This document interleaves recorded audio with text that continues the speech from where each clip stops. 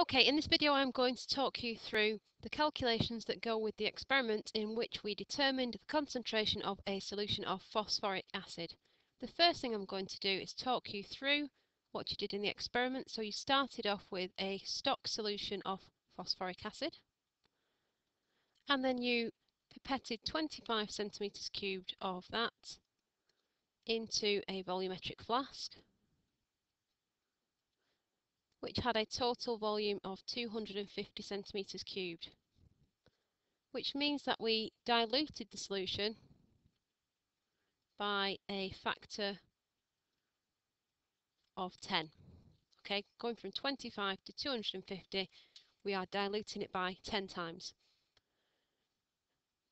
The next thing we did was we used that diluted solution in the burette, and we titrated it against 25 centimetres cubed of potassium hydroxide with a concentration of 0.1 moles per decimetre. Okay, so running through that one more time before we move on to the calculations, we started with a stock solution of phosphoric acid of unknown concentration. We pipetted 25 centimetres cubed of that into a 250 centimetres cubed volumetric flask, and we made it up to the mark with distilled water, which means that we diluted it by a factor of 10. We then filled our burette with the diluted acid solution and titrated it against 25 centimetres cubed of 0.1 molar potassium hydroxide. I'd like you to bear that in mind as we go through the calculations. The first thing that I'm going to look at is how you record your results in the table. Many people are confused with what each of the headings mean, so we'll look at them in turn. Initial is where we start the titration. So for most people, you will start with your meniscus on 0.00. Remember, when you are looking at the meniscus, you are looking for the bottom of the meniscus to be sat on the line. So this one, for example, would be too low. This one would be too high. What we're looking for is for it to be exactly sat on that line. The final burette reading is where your titration ends up. And remember, you are reading to 2 decimal places, so I'm going to say that mine ended up at 22.55. The titer is how much solution you actually added, so that's the difference between these two numbers. So for me, it's 22.55, which is why I always advise you to fill your burettes up to 0.00 because it makes that calculation a lot easier. In my second titration, I could continue from 22.55 and then subtract, but again, it just makes things a lot simpler if I refill the burette and start once again from 0.00.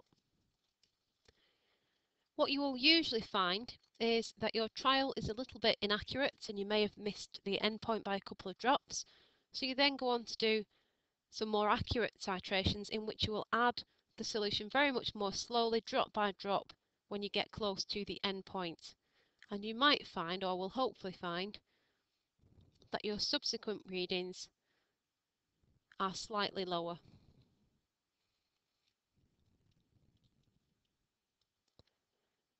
Now what I'm looking for in terms of consistency is two results which are within 0.1 centimetres cubed of each other. So for example, if this was my second result, then these two results are not close enough together for me to stop. So I would have to do it again. So on my third titration,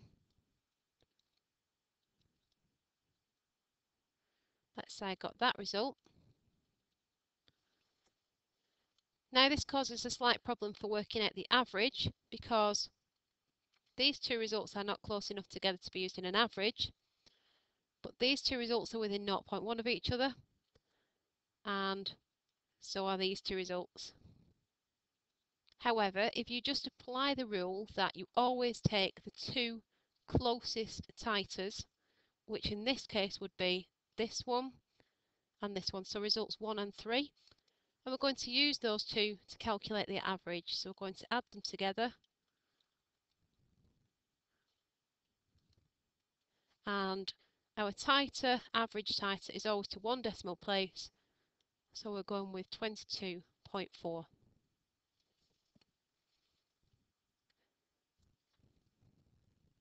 Moving on to the calculations that go with the experiment, we're going to look at the first part. So we've got calculate the amount in moles. That means we are calculating N of potassium hydroxide used in the titrations.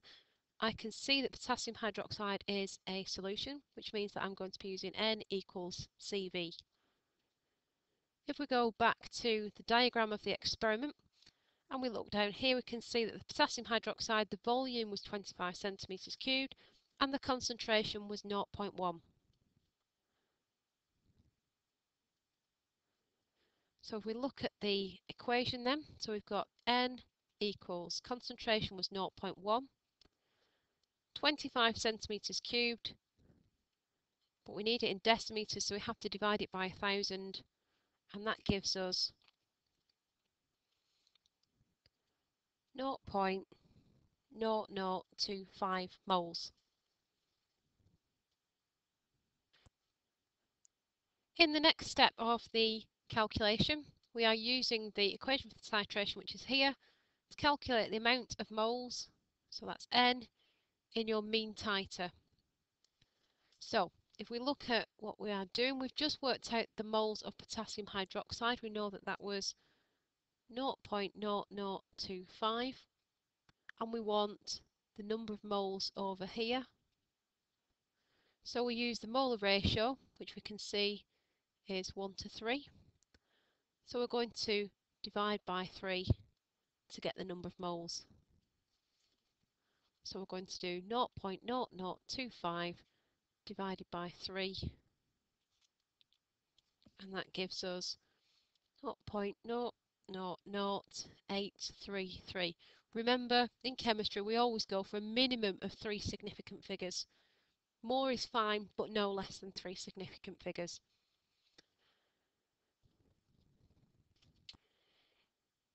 In the next step, I want the amount in moles of phosphoric acid present in the 250 centimetres cubed solution that I prepared. So I know that in 22.4 centimetres cubed, because that was my average titer, there are 0.00833 moles. And remember, I would have left that number in my calculator, I wouldn't have rounded it yet. So in 250 centimetres cubed, there are how many moles? So basically what I need to know is, what do I multiply to get from 22.4 up to 250 centimetres cubed? So the calculation that I'm going to do is 250 divided by 22.4 times 0.00833 from my unrounded number.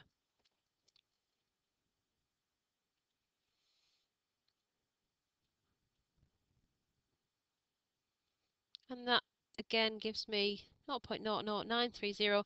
I'm going to write down 3 significant figures, but I'm going to leave the full number in my calculator to avoid any errors in my calculations.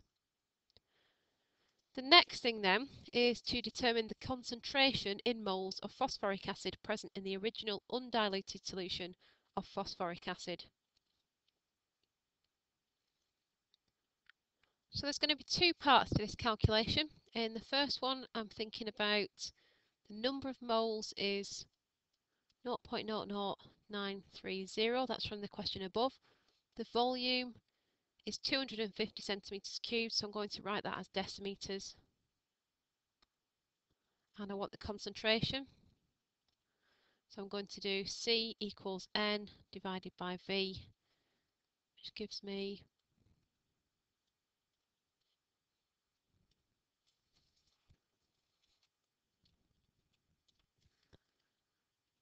0.372.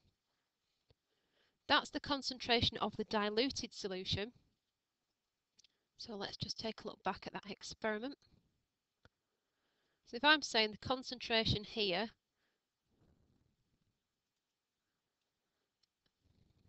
is 0.0372 moles per decimetre, now I need to remove the dilution factor. So to get back, I need to multiply by 10. Okay, so if I was diluting by 10, going into the titration, coming back out through the calculations, I'm going to need to multiply by 10. So we go back to the calculation that we were doing. And the next step then would be to remove dilution. So we do 0. I've missed a 0 right there. 0.0372 times by 10, which gives me 0.372 moles per decimetre.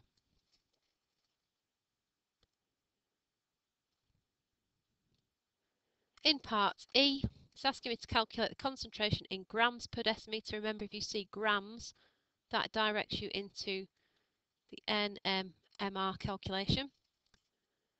So I know that N is equal to 0.372, because if I had a decimetre of this solution, then I would have 0.372 moles. I know that the MR of phosphoric acid is 98. So to get the mass in 1 decimetre, I'm going to do 0.372 times by 98, and that's going to give me an answer of 3.65 grams per decimetre. In the final part of this task, we've got a moles calculation tagged on to try and challenge you a little bit. So we've got some nitric acid in a lagoon, and the company who has acidified this lagoon has decided to neutralise it using baking soda.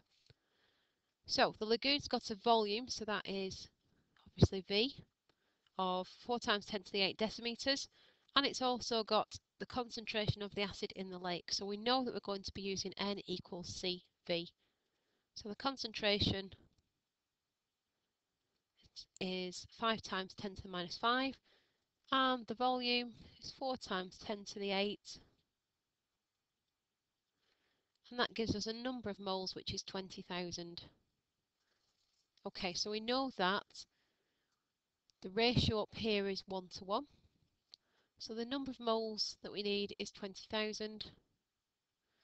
And we want the mass, so that means that we are going to be using M equals N times MR. Number of moles we've just said is 20,000. The MR of sodium hydrogen carbonate, baking soda,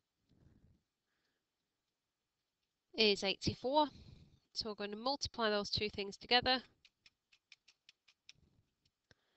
and that gives us this rather big number. So 1,680,000 grams. But we want the answer in tonnes, so we're going to divide by 1,000,000.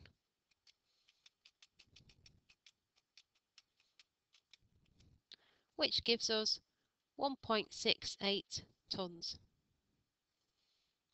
And that brings us to the end of this task.